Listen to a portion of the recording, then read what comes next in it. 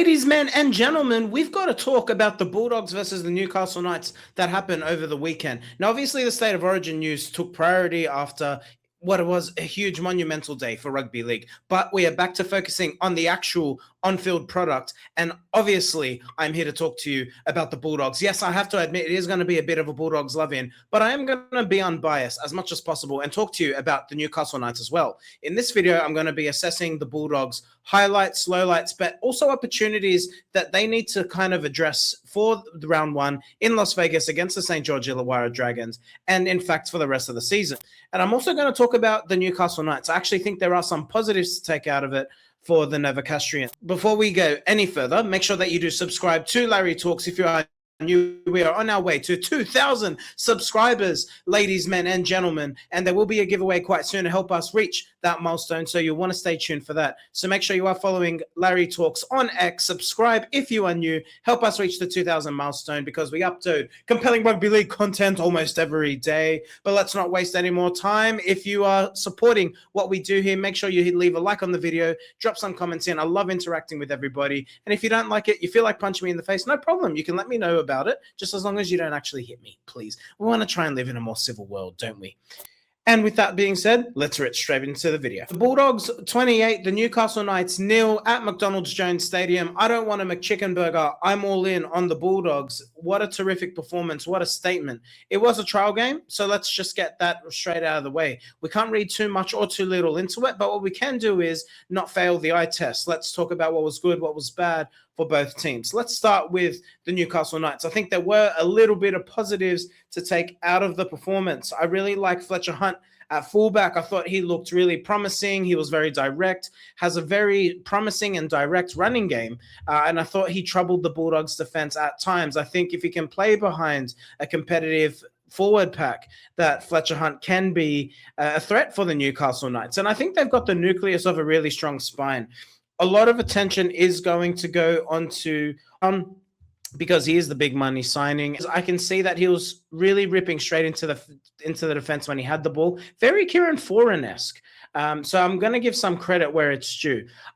The Newcastle Knights, I think the concern is actually the forward pack. It's a fairly young team, an experienced team, and a team that's just, you wonder where their go forward is going to come from. I think they've got really brilliant centers in Dane Gagai and Bradman Best. I think they've, like I just touched on, they've got a really exciting player in Fletcher Hunt, but will he play fullback? Probably not, because you've got Kalen Ponga there. And then obviously a lot of the attention is going to fall onto Dylan Brown. So he's going to need to perform. There's no doubt about that. There's a lot of pressure on him. I can see why they wanted to pay what they paid for him.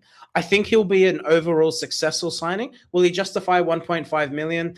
Look, no, he won't, because that's just a ridiculous amount of money to pay for someone who is unproven, ultimately, at the end of the day. And that is where I think the Newcastle Knights are going to fall this year. They're going to be towards the bottom of the ladder, because I just don't see enough go forward in that forward pack. They've got a mix between an aging pack and a young pack, but there's just not enough experience there for me. And I think just with the question marks over the spine, the inconsistencies of Kalen Ponga, the lack of fitness of Kalen Ponga, the fact that not half their salary cap, but such a majority of their salary cap being held up in two players, it's just going to be catastrophic for them. All right, that's enough about Newcastle. Let's get what we're here to talk about. Let's talk about the Canterbury Bankstown Bulldogs. Really, really competitive, compelling, and impressive statement made by the boys from Belmore. I want to start with Bronson Xerri and Stephen Crichton playing on opposite sides. And there's a lot of conjecture and question marks around what's going to happen in the halves throughout the Bulldog season. Will we see Mitchell Woods come into the halves at some point or not? And I actually said in the video I did with Leaguey that I predict Stephen Crichton will end up at fullback at some point throughout the season. And I do see Mitchell Woods coming into the halves, not because Matt Burton is an underperformer, not because Matt Burton is a bad player, but I think that's just the way the Bulldogs are going to go. They already demonstrated last year that Cameron Ciraldo is not afraid to change his half pairings halfway through a season. Hell, he doesn't even care if you're top of the table. He will do it if he thinks it's the right thing for the team. And I think that that's the way it's going to go. And I think that moving Xerri over to the right might be a bit of forward thinking vision from Cameron Ciraldo to say he might be thinking of moving Matt Burton to left center at some point, getting Cherry more familiar with the right-hand side. I want to talk about the exciting part about this Bulldogs performance. Bradman Best got the best of Cherry. We saw that happen in the first half. And this was my whole concern. I don't think Bronson Cherry is the type of center that can play both sides. I think he is a specialist left center. At left center, because he's got the left-hand carry, he's got the right-hand fend. And in terms of defensively, center is the most difficult position to defend in. You need to be able to understand the game. You need to be able to read the game. And for some players, it's just a familiarity thing. It's a sense of patterns and understanding and repetition of what's happening in front of you. And for Bronson Cherry to be playing on the right-hand side, it's like learning a whole different side to his own brain, his own thoughts, his own patterns. So I think it's going to take a little bit of time. I can understand why Cameron Ciraldo is doing it. You want your players to be versatile, but I just don't see it working. And this is my concern with the Bulldogs heading into 2026. Are they going to experiment a little bit too much like they did in 2025? And will it be their undoing?